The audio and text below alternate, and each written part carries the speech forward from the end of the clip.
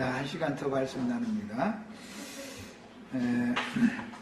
주님께서 예언하셨던 대로 내가 이 반석 위에 내 교회를 세우겠다. 이제 주님의 교회를 세우는 것이 예언이었었는데 그 예언이 실현된 것이 결국은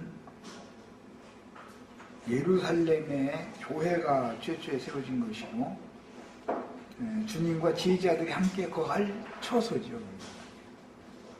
요한복음 14장에서 내가 처소를 예비하러 가노니 처소가 예비되면 내가 다시 와서 너희를 나 있는 곳에 불러서 나와 함께 영원히 있게 하겠다고 했던 그 예언의 실제적인 이생에서의 실현이라는 것은 이제 교회인데, 그것은 예루살렘에 있는 교회와 안디옥 교회가 이제 두 교회가, 예루살렘 교회는 유대인들을 위한 교회고 안디옥 교회는 이방인들을 위한 교회였어요. 예루살렘 교회에서는 야고보, 베드로, 요한이 기둥같이 여기는 사람들이었다 그랬어요. 안디옥 교회는 뭐 잘 아시는 것처럼 바울과 바나바가 기둥이었고, 셋이라고 할 때는 마가 요한이 포함이 되는데 마가 요한 대신에 나중에는 신라를 이제 데리고 다니게 됐죠. 그리고 이제 계시록에 와서 필라델피아 교회의 이기는 자들에게는 하나님 성전의 기둥이 되게 해주겠다 이렇게 표현을 했어요. 우리 형제 자매님들은 주님이 원하시는 교회의 기둥들이 다 되시는 그런 이상을 보셔야 되는 거예요. 그 다음에 기둥들은 그 성전을 지탱하는 기둥들이라는 것은 야긴과 보아스로 상징이 됐는데 그것은 나가고 싶어도 나갈 수가 없죠. 아무리 바람이 불어도 기둥이 나가면 집이 무너지는 건데 그건 나갈 수가 없는 거죠. 그래서 다시는 나가지 않는다라는 말씀이 추가됐었던 거예요. 추수를 해보면은 바람이 이제 타작마당에서는 바람을 당연히 일으키시기 마련이기 때문에 곡물을 이렇게 바람에 날려보면은 나갈 자는 다 나가게 돼 있어요. 그런데 기둥들은 나가고 싶어도 못 나가는 것이죠. 그런데 그 블레셋 세계, 그 블레셋의 그 음녀에게 미혹당했던 삼손이 블레셋에게 잡혀가가지고 블레셋 사람들이 심지어 두 기둥을 붙들고 이렇게 뭐 엎드렸더니 뭐 심장이 다 무너져서 뭐 지붕에 앉은 삼천이 뭐 다 몰자당했다. 그러면서 하나님의 말을 한다면은 아니 이쪽 기둥 하나 저쪽 기둥 하나 삼손이라는 사람이 얼마나 발이 길었게 이렇게 붙들고서 또 거기다 이렇게 엎드리면은 지붕에 3,000명이 앉아있는 건 또 뭔 집이고 그게 다 지붕이 무너져서 다 죽고 이제 이런 얘기 나오면 벌써 기둥이라는 말이 성경에 나오면 원수 마귀들의 집도 기둥같이 여기는 자들이 있게 마련이고 이제 증인들이 원수의 증인들이죠. 마귀 증인들 있게 마련이고 주님의 성전 하늘 성전에도 증인들이 당연히 두 기둥이 있게 마련이다라는 걸 성경으로 성경을 이렇게 이해를 하면은 이제 문제가 쉽게 해결이 될 수가 있어요. 주님께서 이 생에 계실 때에도 12사도와 70사도들을 신이 가시려 하던 각동 각처로 앞서 보내셨는데 그때 둘씩 짝을 지어서 보내셨습니다. 그런데 이제 그때 보내시면서 아주 이상한 말씀을 하셨죠. 두 벌 옷이라든지 뭐 다른 어떤 필요한 것들은 가져가지 말고 지팡이를 가지고 가라고 그랬는데 그게 뭐예요? 두 증인에게 지금 지팡이를 주시고 보내는 얘기죠. 그 뭐 젊은 요한이 지팡이 들고 이렇게 왔다 갔다 그러면 좀 이상하잖아요. 그게? 청년인데 그때 사울도 그때는 청년이었었죠. 그럼 청년들이 뭐 늙은이도 아닌데 지팡이 들고 이러고 다닌다는 게 얼마나 우스꽝스러운 얘기겠어요? 야, 그러니까 성경이라는 것은 어떤 일관된 흐름이 있고 말하고자 하는 어떤 의도가 있는 것이다. 주님께서 주신 지팡이는 하나님의 지팡이다. 그래서 그 지팡이는 인도 직분자다라고 하는 권위를 상징하는 거였다. 또는 하나님의 그 지팡이가 친히 인도하시는 것에 대한 상징이고, 그 지팡이를 받은 자들은 주님께서 주신 권세를 가진 자들이다 라는 것을 보여주는 표시가 되는 것이죠. 그러니까 예수님 지혜자를 보내면서 지팡이 들고 가라 그러면 것이죠. 여행 보내는데 두 벌 옷은 가져가지 말고 지팡이는 가지고 가라 이러면은 얼마나 우스꽝스러운지 이게. 이런 것을 성경이 어떤 얘기가 나면, 성경의 앞에 모세에게 주셨던 하나님의 지팡이나 제자들에게 주님이 파송하시면서 가지고 나가라 하셨던 그 지팡이나 이런 얘기가 계시록 11장에 똑같이 또 나오니까 영감으로 금방 해석이 되잖아요. 그것도 내가 꼭 지팡이 갖고 다니는 늙어서 그런다는 것이 아니죠. 이것은 하나님께서 그런 능력과 권위를 맡겼다. 이 사람에게는 지팡이가 그 손에 있다는 뜻은 보내신 자가 함께 하신다 그 말이죠. 양의 인도자라는 건 주님 자신인 거니까. 힘센 천사라는 게 그리스도를 말하는 거잖아요. 그리스도 자신이 증인들의 손에 있는 지팡이가로 상징화되어져서 이렇게 계시되었다라는 걸 알 수 있는 것이죠.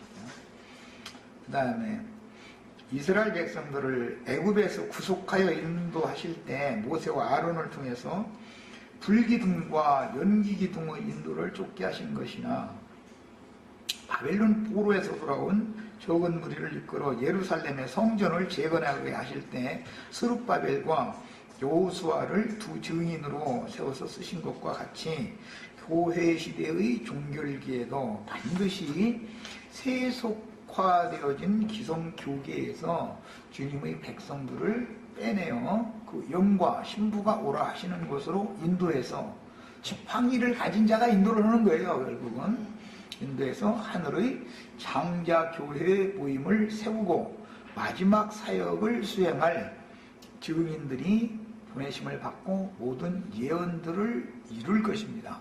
이 증인들의 사역이 있어야 성경이 이루어지는 거예요. 궁극적으로. 세상 끝에도 예언대로 추수꾼들을 온 지구상의 모든 교회들에게 보내실 것인데, 온 지구상에 천국 복음이 전파된 상태이기 때문에 천국의 아들들과 악한 자의 아들들이 각기 다른 사명을 수행하여, 악한 자의 아들들은 악한 자에게 보냄을 받을 것이고 천국의 아들들은 천국의 주인께 보냄을 받을 거예요. 그러니까 언제든지 매 세대가 지나가지만 양쪽에서 사자를 보내가지고, 사탄도 사탄의 사자를 보내고 주님도 자기 사자를 보내가지고 여전히 양편에서 그분의 일을 하시고, 마귀는 마귀 일을 또 여전히 한다. 그런데 이제 계시록에서는 이 일을 마무리하는 것을 지금 말한다 이 말이죠. 매 세대 동안 계속 반복되어져 온 일이에요. 그런데 계시록 이제 11장 이하에 나가는 말씀은 이거 이제 마감이다 이 말이죠. 이걸로. 왜? 이방인의 때가 끝났다. 구원, 이방의 충만이 채워졌다. 또는 하나님의 말씀과 저희 가진 증거를 인하여 목배임을 받아가지고 제단 아래에서 우리 피를 신원해달라고 호소하는 자들, 동무종들의 수가 차기까지 잠시 기다리라는데 그 수가 채워지는 사람들이 두 증인들이다. 이제 이 말이다. 자, 그 다음에 동일한 시기에 뱀의 보냄을 받은, 뱀이라고만 된 게 아니라 옛뱀 큰종 마귀라고 되어 있죠. 계시록에서는. 사단의 사자들도 음료, 많은 물이 앉은 큰 음료의 뒤에서 물을 강같이 토해내어 여자를 떠내려가게 하려 할 것이지만, 뱀과 전갈들을 제하고 대항하며 진실한 성도들을 감추인 만나와 원천이신 그리스도의 그 영으로 먹고 마시게 해서 양육함으로 하늘 성전으로 추수하는 사역을 수행하는 주의 증인들이 보내심을 받아야만 교회 시대가 종결되고 예언된 새 세상의 그 천년이 차기까지 거의 왕국이 오는 세상에서 실현될 수가 있습니다. 계시록 20장에 이제 뭐 동안이라는 말은 없다 이래가면서 그때 또 미혹당하는 분들도 좀 있는데, 그 천년이 차기까지니까 그 동안이죠. 그 천년 동안이라는 말은 그 천년이 차기까지니까 이것을 그 동안이라고 말을 한 거예요. 이것은 때와 기한을 두고 말하는 것이다. 성경 자체를 봐도 금방 아무나 알 수 있는 얘기죠. 그 다음에 마귀에게 보냄을 받은 짐승들이 무저갱으로부터 올라와서 42달 동안을 일하는 권세를 받아 택하신 자들이라도 미혹하는 일이 있어야만 성전과 제단과 그 안에서 경배하는 자들과 성전 바깥들에 모이는 가라지들을 분별하여 각각 단으로 묶을 수 있는 것과 같이, 이게 가라지는 사탄의 사자들을 통해서 묶고 데려가는 것이고, 천국 공물들은 하나님의 지팡이를 맡은 증인들을 통해서 천국 곳간으로 데려가는 것이죠. 양쪽에서 걷어가는 거예요, 자꾸. 꼭 주의 증인들만 일을 하는 게 아니죠. 짐승들도 동일한 일을 동일한 세대에 매번 하게 돼 있다는 거예요.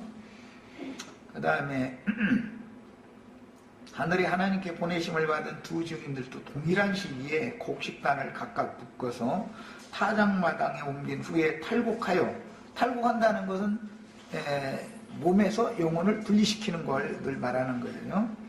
벤다라는 것은 세상 교계에서 불러내는 걸 이건 상징하는 거예요, 전부. 그러니까 단으로 묶는다라는 것은 모임들을 세운다, 여러 곳에. 그런 말인 거예요. 동일한 시기에 곡식단을 각각 묶어서 타작마당에 옮긴 후에 탈곡하여 하늘 곳간에 드리는 추수를 마감을 하기 위해서는 두 증인들이 반드시 보냄을 받아야 되는 것이다.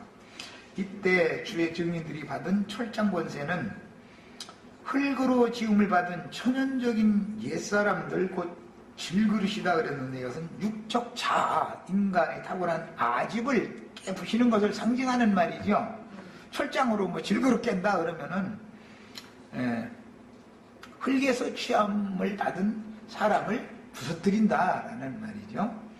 그래가지고 이것은 뭐냐, 진리의 말씀이 바로 철장이다 걸 알 수 있고, 말씀으로 새로 지으심을 받은 새 사람들을 온전케 만들어서 이 장막을 벗고 거룩한 성 새 예루살렘의 알곡으로 들어가도록 양육하는 권세를 겸하여 수행하게 될 것이므로, 청소년기에 이른 신자들은 진리의 영과 미혹의 영을 정확하게 분별하고 주님이 보내시어 함께 일하시는 증인들에게 순종하며 생명의 양육을 받다가 추수되어야 합니다. 그런데 내가 어디에서 어디로 가서 교회 생활을 마감을 할까, 인생을 마감할까, 이것은 너무 중요한 문제인 거예요. 사실은 알고 보면 이보다 더 중요한 문제는 없는 거죠, 인생사에서도. 이들은 금기름을 흘러내는 금관 곁에 있는 자들이다 그랬는데, 온 땅의 주 앞에 서 있는 두 감람나무와 두 촛대라고 예언하셨으며, 이런 표현은 스가랴서에서 인용하는 말씀으로서 온 땅의 모든 교회들을 대표하는 주의 증인들이다 라는 뜻이고, 마지막으로 세상 교계에서 금촛대는 반드시 내가 촛대를 옮기리라 그랬죠. 7교회 중에서는 촛대를 옮긴다고 그랬죠. 어디로 옮기는 것 같아요? 세속교계에서 하늘의 장작교회로 촛대는 옮겨지게 마련이기 때문에 우리는 촛대를 쫓아가야 되는 것이다. 촛대가 바로 그리스도의 간증이잖아요. 그러니까 세상교회 계속 머물러는, 아무리 7교회 중에 빌라델피아 교회가 아무리 좋아도 빌라델피아 교회에 머물러 있으면 안 되는 것이죠. 거기에서도 이기는 자가 되어져 가지고 하늘의 장작교회의 기둥들이 되셔야 되는 거예요. 왜? 땅의 7교회에서는 주님이 촛대를 옮긴다고 했으니까 어디로 옮기는지를 알아서 거기 쫓아가야 되는 것이죠. 블레셋 방백들에게 괴가 뺏겼다. 괴가 여기저기 돌아다니다가 결국은 예루살렘 성전의 지성소에 안치트는 거잖아요. 그래서 하늘의 예루살렘 성전이 열리고 언약궤가 거기서 보여서 그걸 먹고 마셔야 되는 건데, 언약궤 속에 있는 그 그리스도를 먹고 마셔야 되는데, 촛대가 어디로 옮겨지는지, 법궤가, 언약궤가 어디로 해서 돌아서 어디에 가서 안식을 하러 들어가는 건지, 주님이 안식할 때 우리도 안식할 수 있는 거죠. 이것을 쫓아가야 된다. 그래서 남은 안식이라는 것이 이렇게 중요한 것이다. 그냥 7교회에 있으면 촛대가 옮겨질 거기 때문에 7교회 중에 어느 교회에 있더라도 촛대가 어디로 옮겨지는지를 보고 그 이상을 따라서 가야 되는데, 그 인도를 받으려면 지팡이를 가진 증인들을 쫓아가면 된다 이 말이에요. 이해하셨죠? 자꾸 이단 얘기만 하네. 이제 결국 너 따라가라는 말 아니냐. 이제 이렇게 그 말이 우리들한테는 맞는 거예요. 이 말이 듣기 싫은 사람들한테는 강제로 할 수 없는 일이고, 거기는 거기에 따라서 또 주님이 알아서 할 것이고, 그렇게 하실 거예요. 그런데 주님이 제자들을 보낼 때 왜 지팡이는 가지고 가라고, 지팡이 들고 가라고, 지팡이 괜히 빙빙 돌려가면서 놀러 가라는 소리가 아니잖아, 그게. 하나님의 지팡이가 바로 인도자이신 메시아이기 때문에 증인들이 자기네들 가고 싶은 대로 가는 게 아니죠. 주의 성령께서 어디로 가라 하면 거기로 가고, 거기 가서 무슨 말해라 하면 이제 야팔에 번지 털고 이제 딴 데로 가. 그럼 또 아멘 하고 또 따라가고, 성령이 허락한 대로 하는 것이지, 지팡이 가진 자들이라고 주의 멋대로 빨리 빙빙 벌려가면서 가는 게, 지팡이 잡은 사람은 쩔뚝쩔뚝 다 절름발이 된 사람들이랑 지팡이 들고 다니는 것이지, 허리가 빳빳한 사람은 지팡이 들 필요가 없어. 이해 다 하셨죠? 그래가지고 나처럼 쩔뚝쩔뚝 하는 사람 만나는 것이 복이 여기 알고.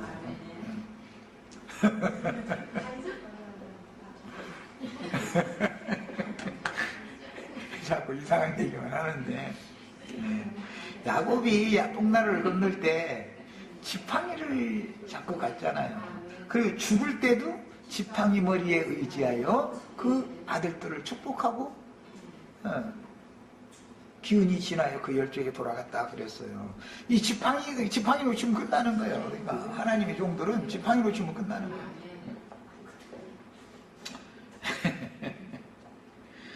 그래서 마지막으로 세상 교계에서 금초 때는 하늘의 장작교회로 옮겨짐으로 증인들은 해를 입은 이적의 한 여자로 상징된 금기름을 파는 과부집을 세우고, 엘리야와 엘리사가 이 일을 했죠. 구약시대에는. 그 과부집을 우리는 세우는 거예요. 말하자면 이 해를 입은 여자가 지금 과부집에 그러니까 알고 보면 구약시대로 예를 들자면 그랬단 말이에요. 그 집에 가야 그 집에서는 문 닫아놓고 나서 기름을 계속 부어요. 이제 그릇을 빌려온, 빈 그릇만 빌려온다면 채울 수 있어. 그런데 이미 그릇이 채워져 있으면 뭐 기름을 부을 필요가 없죠.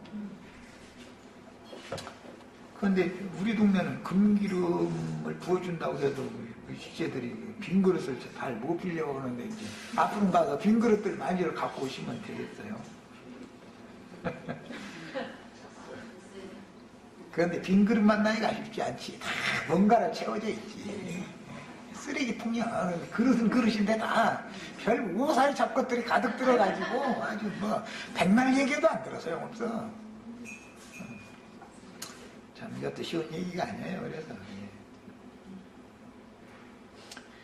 금기름을 파는 과부집을 세우고 비밀스럽게 맡은 사명을 수행할 것입니다. 이게 스가랴서 4장에 이미 예언으로 나와 있는데, 그가 내게 묻되 네가 무엇을 보느냐. 내가 대답하되 내가 보니 순금 등대가 있는데, 계시록에서는 촛대라고 그랬지만 그게 등대죠. 오늘 말씀에도 그 말씀이 나왔죠. 금촛대 얘기가 나왔는데 몇 절에 나왔죠? 4절? 그들은 이 땅의 주 앞에 서 있는 두 감람나무와 두 촛대니 그랬는데, 나나주에 보면 등잔대라고 되어 있죠. 등대단 말이야. 그래서 이 주님이 이미 7교회를 7등대로 상징했는데 그 등대를 내가 옮기겠다 그랬어요. 그러니까 이제 밤바다의 등대를 하늘의 등대로, 저 어린이 동요 같네. 샛별이 등대란다, 뭐 샛별이 등대죠. 샛별이 모든 밤 하늘의 별들을 이렇게 밝혀주는 등대 역할을 하잖아요. 그러니까 그거 어린이 동화 샛별이 등대란다. 또 나머지 소절이 보이죠. 샛별이 등대란다. 길을 밝혀라. 네. 우리가 지금 샛별교회 하는 거예요. 광명한 새벽별교회. 거기로 등대를 옮긴 거예요. 밤바다에서.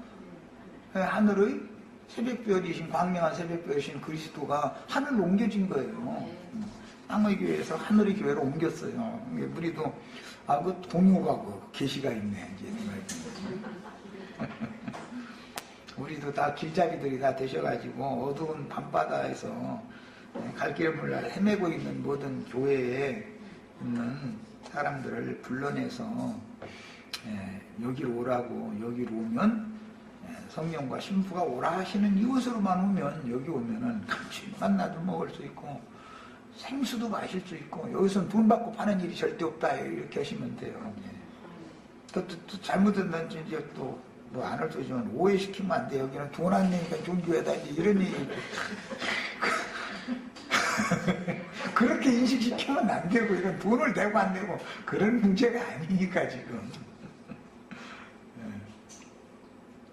그 다음에 그 꼭대기에 주발 같은 것이 있고, 또 그 등대에 7등잔이 있으며 그 등대 꼭대기 등잔에는 7관이 있고 그 등대 곁에 2 감람나무가 있는데 하나는 그 주발 우편에 있고 하나는 그 좌편에 있나이다. 스룹바벨의 손이 이 전의 지대를 놓았은즉 그 손이 또한 그것을 마치리라. 성전을 돌아온 무리를 통해서 세우는, 재건축하는 성전은 스룹바벨이 측량을 하고 성전 지대를 측량하고, 측량한 스룹바벨이 성전을 완공할 것이다. 이게 예언이죠. 자, 그 스룹바벨은 예수님에 대한 상징이죠. 자, 계시록에서는 해를 입은 여자의 그 빛이 되신 해죠, 해. 이제 계시록 11장에 2 증인을 보낸 계시록 10장의 힘센 천사란 말이야. 힘센 천사가 바로 건축자죠. 지혜로운 건축자는 이제 예수님이고 그리스도를 말한 거니까. 자, 그러니까 그리스도의 증인들이 그리스도와 더불어 성도들을 오라 해가지고 그들을 통해서 건축 자재로 삼아가지고 타작마당의 터에다가 솔로몬이 성전을 세운 것처럼 타작마당에서 하나님의 교회를 세운다 이거예요. 하늘 성전을 세운다 이 말이에요. 자, 이것에 대한 이상 계시가 열려지면 하늘 성전이 열린 것이죠, 이제. 네. 이 이야기를 하는 거예요. 이게 계시록 11장이에요. 제일 중요한 게 하늘 성전이 열리고 언약궤가 보여서 언약이 실현되어지는, 하나님의 언약은 창세로부터 계시록까지 쭉 하나님의 언약 얘기가 나오는데 하나님의 약속은 드디어 이와 같이 이루어지는구나. 계시로 이제 열려져야 되는 것이죠. 하늘을 여는 문제는 사람이 할 수 있는 문제가 아니고 나는 그냥 증거만 할 뿐이고, 이것은 하나님이 성령이 오셔서 성령의 자매님들 지난 화요일날 내가 말씀드린 것처럼 영적 할례를 시켜야 이게 하늘 문이 열리는 거예요. 이건 하나님의 손에 달렸어. 결국은 알고 보면은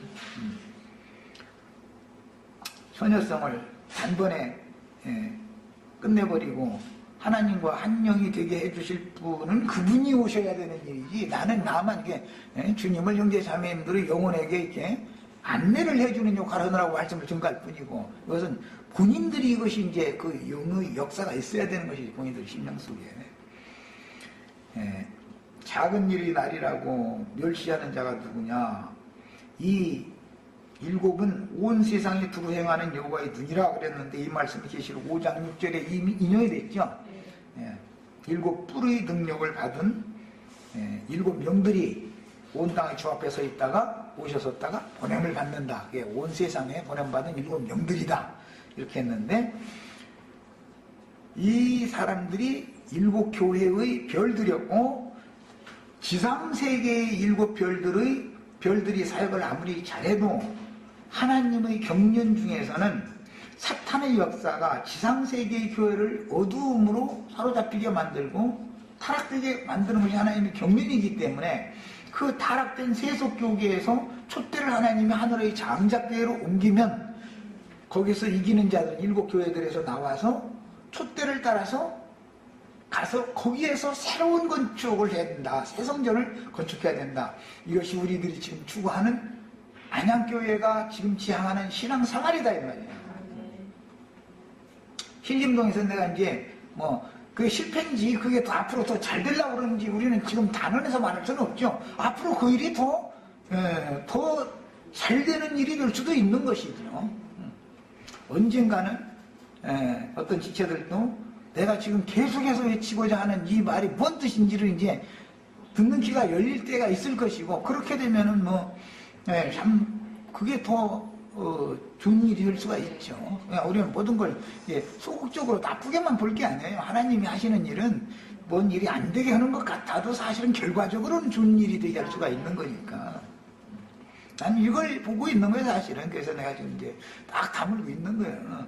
그래도 어쨌든 이제 자꾸 증거를 해야만, 어떤 통로를 통해서 이게 이제 들을 만한 사람들에게 이게 흘러 들어가야 되는 문제인데, 그래서 내가 유튜브는 모든 사람이 다 접속을 해서 들을 수 있도록 일부러 내가 유튜브는 그래 별도로 또 올려주고 있는 거예요. 거기 접속만 하면은 우리가 나누는 말씀 다 유튜브에 들어가면 다 들을 수 있어요. 일부러 내가 사실은 이게 뒤쪽으로는 열어놓고 있어. 누군가는 언젠가 한번 듣고 이제 깨달으라는 속으로 그렇게 한 거예요, 사실은. 그것도 내 유튜브도 지정한 사람들만 듣게 만들었으면 얼마든지 그렇게 만들 수 있죠. 근데 유튜브에는 그렇게를 안 해놓고 그냥 다 열어놨어요, 지금 사실은. 스가랴 선지자가 활동하던 당시에 두 감람나무 가지는 스룹바벨과 여호수아를 의미하는데, 이들은 바벨론 포로를 이끌고 본토로 돌아와서 무너지고 쇠파된 거룩한 성을 다시 건설하고 그 안에 거룩한 성전을 재건하여 세우는 직임을 맡은 주의 두 증인들이, 스가랴서에서는 이는 기름 발리운 자 둘이니 온 세상의 주 앞에 모셔섰다가 나가는 자들이다, 이렇게 표현을 했죠. 그들이 이제 예표상으로 주의 기름 부음을 받고, 이건 이제 이 기름은 금기름이라는 것이 이제 특징이었고, 보냄받은 증인들이었어요. 스룹바벨이 손에 들린 다림줄이라고 한 것은 계시록에서는 갈대자였죠. 그것은 왜 그냥 지팡이만 주시지 갈대자를 또 줬느냐? 성전과 제단과 그 다음에 바깥마당을 청량하고 그 안에서 바깥마당에서 경배하는 자들, 제단에서 경배하는 자들, 성전 안에 들어가 경배하는 자들을 3등분으로 나눠라. 그래서 잣대를 준 거잖아요. 그것은 쉬운 표현으로 하자면 육에 속한 사람, 혼적인 사람, 영적인 사람을 나눠라 라는 말도 되는 것이죠. 요한에게 주신 지팡이 같은 갈대자와 같은 뜻으로서 곧 누가 큰 음녀교회인 큰 성 바벨론에서 도망쳐 나와서 약속의 땅이신 그리스도께로 귀환하여, 그러려면 촛대를 따라 나온 사람이야죠. 촛대가 옮겨지는 대로 따로 나오는 거예요. 참 하늘의 참성전인 하늘의 장자교회 모임을 새로 건축하는 사역에 동역하는 지혜로운 건축자는 누구일지, 어중간하게 중간지대에 그냥 머물 사람은 누구일지, 아예 밖에 있는 자들은 누구일지를 이 잣대로 측량하는 거예요. 그러니까 증인들의 계수에 들어오는 것이 이렇게 중요하죠. 이런 말은 또 이제 교만하다고 그럴 텐데, 어느 곳에 속한 사람이다라고 확증해주는 측량자를 가진 사람에게 계수가 되는 거, 이제 그 민수기에서 이제 계수를 한다 그러는데, 계수가 된다는 것이 얼마나 중요한 일인지를 알아야 된다. 하나님이 계수한다. 그것은 표상적인 말이고 실제로는 증인들을 통해서 하나님이 알곡은 알곡대로 계수하고 반유물은 반유물대로 계수하고 축적인 축적이대로 계수를 그렇게 하는 거니까. 그래서 이제 뒤에 가보면은 666수라든지 144수라든지 계수와 관계가 되기 때문에 숫자로 이제 나가는 거예요. 이게 앞으로 나갈 때는. 측량으로 보면 뭐 장광고가 똑같이 144 규빗이다. 이게 숫자라는 것은 계수, 치수를 계산하는 건데 사실은 사람들의 영혼의 숫자로 채우는 것이란 말이에요. 이런 이치를 알아야 돼요. 두 증인들의 사이라는 이렇게 중요한 것을 아셔야 돼. 그 다음에 두 증인들은 금기름을 흘러내어 7 금등대에 기름을 붓는 주발 곁에 서 있는 증인들로서 온 땅의 주 앞에 모셔서 있는 자들이라고 하셨는데, 주께서 어느 곳으로 가라고 하셔도 즉시 말씀을 수행하러 떠날 수 있도록 모든 것을 예비하고 대기하는 사람들이라는 뜻으로 구약성경에는 말씀했지만, 그렇게 보냄을 받은 분이 최초의 사도가 예수님이었고, 예수님이 사도들을 또 보냈고, 그 다음에 계시록에 두 증인들을 해를 입은 천사가 와서 또 보낸 이야기를 하는 거예요. 이것은 이제 마감이죠. 계시록에서는. 그래서 계시록 10장에서 위임을 받고 계시록 11장에서는 열린 작은 책의 말씀을 먹여줬죠. 그리고 소화하라는 기한을 줬고, 그 소화된 사람을 보내는 거예요. 많은 백성과 나라와 방언과 임금들에게 네가 다시 나가서 다시 예언을 해야 된다. 예언자로 보냄을 받는 거죠. 그래서 11장에서는 10장에서는 위임을 받고 11장에서는 보냄을 받아서 사명을 이제 하는데, 실제적으로는 12장부터 22장까지 나오는 말씀이 두 증인들이 사역하는 내용으로 되어 있는 것이다. 이게 11장 딱 지나면 12장부터는 두 증인이 이런 일들을 이렇게 한다. 이렇게 돼서 이제 마무리를 딱 하는 것이죠. 내용이, 계시록 내용 구조가 이렇게 되어 있어요. 사단의 은밀한 공작으로 회파되고 무너진 교회의 재건을 위하여 성전을 측량한 증인들은 진리의 기둥과 터 위에 하늘의 장작교회를 새로 세우되 모든 선지자들에게 이미 보이신 식양의 뜻대로, 모세는 문자대로 성막을 건축했지만 사실은 그 모든 치수나 규격이나 이런 것들의 뜻이 있죠. 뜻대로 하는 거예요. 하나님의 모든 말씀의 의미, 말하고자 하는 의미대로 그 뜻대로 건축하여 완성된 성전과 왕궁으로 주 하나님과 주님께서 임하실 수 있도록 주의 오시는 길을 예비하고 영원히 함께 거하실 그 전을, 즉 참하늘의 참장막이다.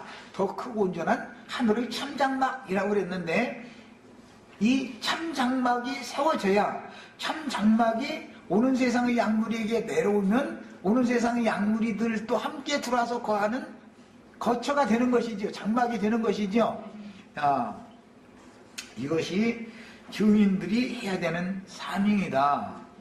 그 다음에 이렇게 성경 전권의 흐름을 전체를 알고 있어야 되는 거예요. 어떤 부분 조금 부분을 아는 것에 거기서 딱 붙잡혀버리면 그 사람의 구원은 거기까지고 더 이상 나가지를 못한다. 거기서 다 떨어져 죽는 것이다 이거예요. 그러면 그 사람은 이를 거기까지 이룬 것이죠.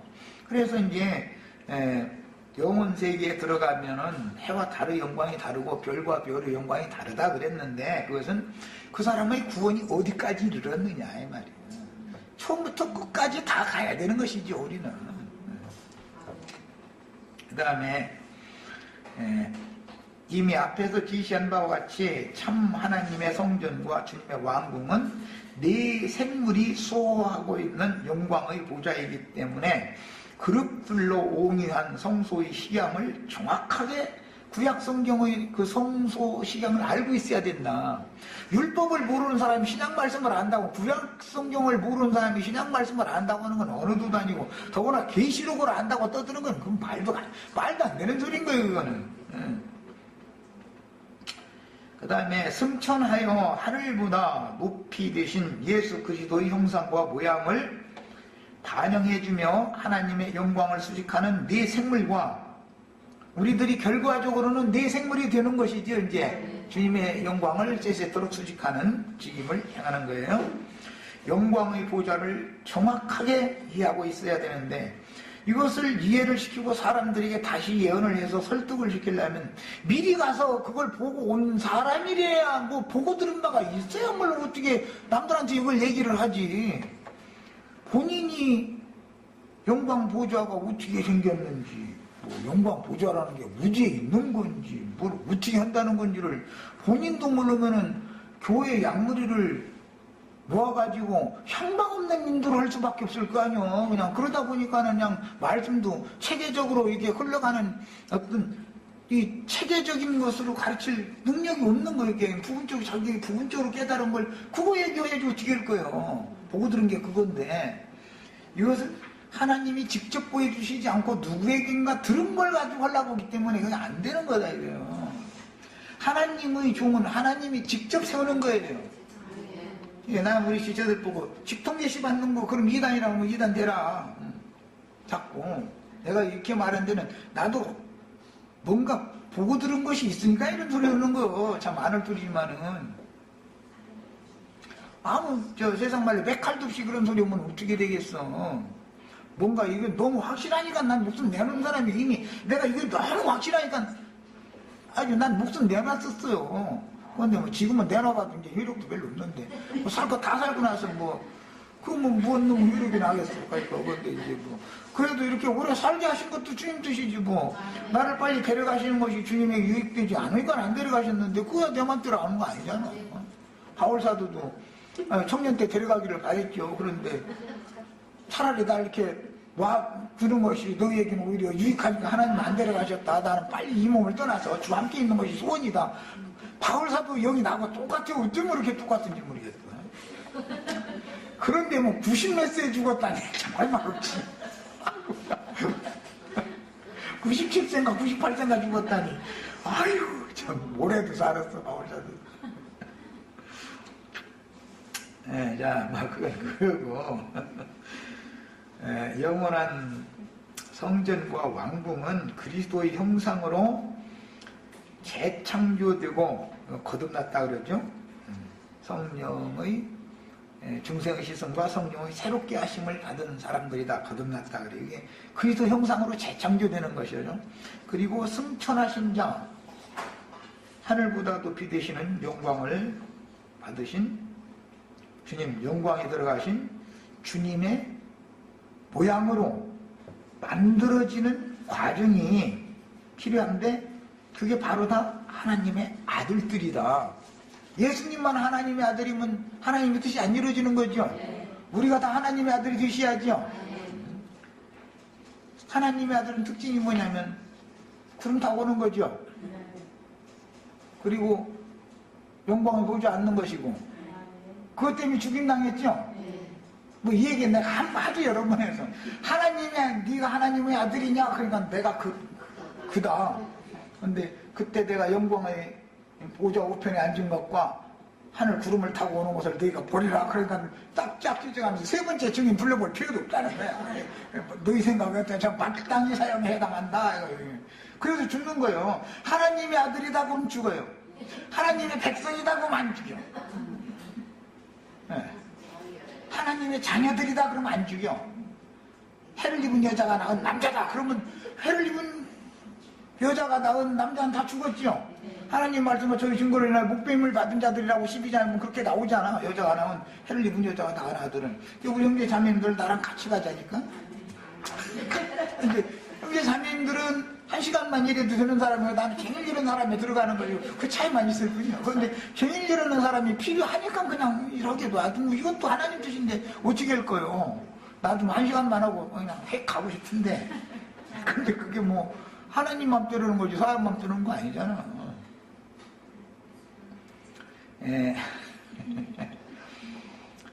교회 주소를 마무리하여 하늘의 도성에 들어간 이긴 자들과 함께 내려와서 새 세상의 양무리를 위한 참 장막을 세우시면 땅에서 자기 영광을 가지고 참 장막에 들어갈 권세를 받은 자들인 땅의 왕족들, 입맞은 이스라엘 12지파라고 그랬어요. 하나님의 종들이에요. 사람들이 주님의 영광 보좌들에 앉아서 오는 세상을 주의 이름으로 상속받아 다스리는 왕같은 제사장들의 영을 받아가지고 우리 형제 자매님들이 둘러싼 신령한 장막의 사역자들로 천년 동안 사명을 행하게 될 거예요. 이 일까지 털을 닦는 말씀을 두 증인들이 하고 죽는 거예요. 그루터기를 남겨놓는 일까지 두 증인들이 하는 거예요. 교회 추수를 하고 오는 세상에 남을 그루터기들. 오늘 이제 계시록 11장에는 7천이 죽고 나니까 그 남은 자들이 두려워하여 영광을 하늘 하나님께 돌리더라. 그루터기들이죠. 남은 자들이죠. 해를 입은 여자가 낳은 사내아이는 하나님께 데려감을 받고 여자의 남은 자손들을 위하여 광야에 양육할 장소가 하나님이 마련해놨다. 이미 증인들이 그 장소까지 이미 마련을 해놓고 간 거잖아요. 알고 보면. 이게 장막이라는 이치를 알아야 돼요. 주님과 제자들을 함께하기 위한 처소를 예비한 다음에 너희를 내게로 인도해서 나와 함께 그 장막에서 있게 해주겠다. 그 말이 무슨 뜻인지를 알아야 돼. 오는 새 세상인 천년이 차기까지 왕국에서 양무리를 위한 하늘의 참 장막이 되어줄 현세의 이긴 자들은 두 부류로서 주님의 증인들로 사역한 종들과 짐승의 때에 증인들과 적극적으로 동역하여 새 성전을 건축하였던 동역자들인 짐승의 미혹을 이긴 자들이니 어린 양이 증인들과 함께 짐승들을 대적하고 싸울 때 그와 함께 있는 부르심을 받고 택하심을 받은 진실한 자들도 어린 양만 이긴다고 되어 있지 않고 계시록 17장 14절에 이제 최후로 이긴 자들 얘기를 나올 때 보면 부르심을 입고 택하심을 받은 진실한 자들이 어린 양과 함께 있었기 때문에 그들도 같이 이긴다 이렇게 돼 있어요. 우리는 이 무리에 다 들어가야 된단 말이에요. 나는 이 무리에 들어가라고 증거하는 사람이고 뭐 증인은 당연히 뭐 같이 데리고 가는 거니까 뭐 같이 가는 것이죠. 사실은. 그래서 이제 계시록 결론적으로 20장 6절에 보면 이 첫째 부활에 참여하는 자들은 두 부류가 있었었죠. 하나님의 말씀과 저희 증거로 인하여 뱀을 받은 자들과 짐승과 그 우상에게 절하지 않고 짐승을 이긴 자들이 첫째 부활로 일어나서 천년이 차기까지 왕노로 산다 이렇게 돼 있어요. 이 사람들이 첫째 부활, 제일 좋은 부활에 참여할 자들이에요. 자, 그 성은 해나 달의 비침이 쓸데없으니 이는 하나님의 영광이 비치고 어린 양이 그 등이 되심이라. 만국이 그 빛 가운데로 다니고 천년 동안도 만국이 있다 이 말이죠. 이제 땅의 왕들이 천년왕국에도 땅의 왕들이 있다 이 말이죠.